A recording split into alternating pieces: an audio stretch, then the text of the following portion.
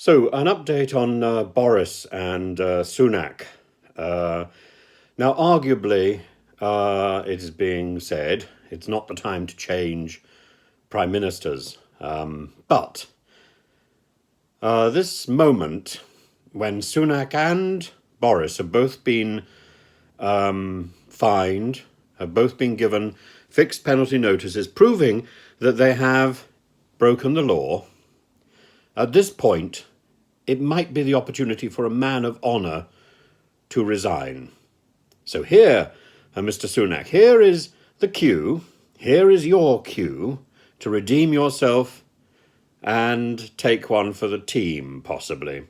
However you want to explain it to yourself, here is the opportunity to do the honourable thing, to demonstrate that there is honour among the elite in Parliament. I very much doubt that your actions will be paralleled by a similar action by Mr. Johnson. And at the same time, I very much doubt that if a no confidence vote were to take place now, that it would result in the government being defeated.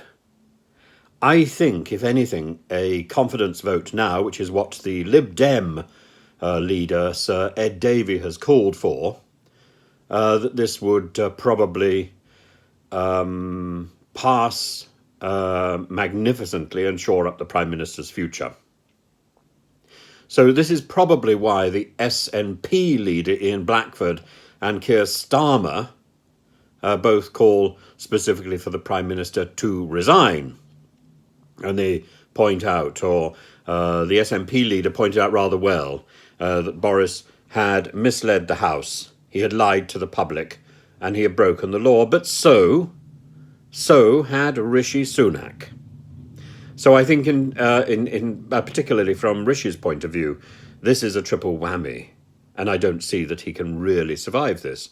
Boris might limp through, and we know that Boris is very reluctant to resign on a matter of honour. Now, Roger Gale was one of the MPs, one of the Conservative MPs, who called initially for the Prime Minister to resign, and he now says, very specifically, now is not the time. He argues that although the Prime Minister has effectively misled the House, we are in the middle of an international crisis, and I am not prepared to give Vladimir Putin the comfort of thinking that we are about to unseat the Prime Minister of the UK and destabilise the coalition against Mr. Putin. Now, of course, that coalition is threatened at the moment by the election that Monsieur Macron faces in 2 weeks' time, when it looks very likely that it's going to be a very closely fought election and he could well lose. So that coalition against Putin is in danger of fracturing, and certainly would fracture if we got rid of Boris over Partygate at this moment. My own personal opinion is now is not the time, but I think it is the time for heads to roll, and I think it would be an excellent time for Sunak to go. From my own point of view, I'm sort of slightly sad that Priti Patel and Liz Truss and indeed Nadine Dorries haven't also been fingered by the police in this particular issue and haven't also been issued with fixed penalty notices. Maybe they have, maybe they're keeping mum. But it would be an excellent opportunity for a clean sweep.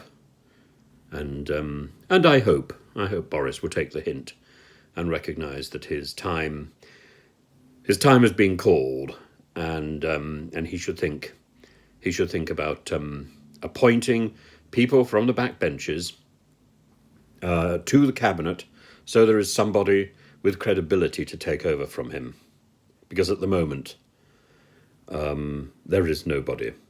There is no clear successor, and that is more worrying, I think, than the possibility of his resignation at the moment. That's my opinion. But please do let me know what you think.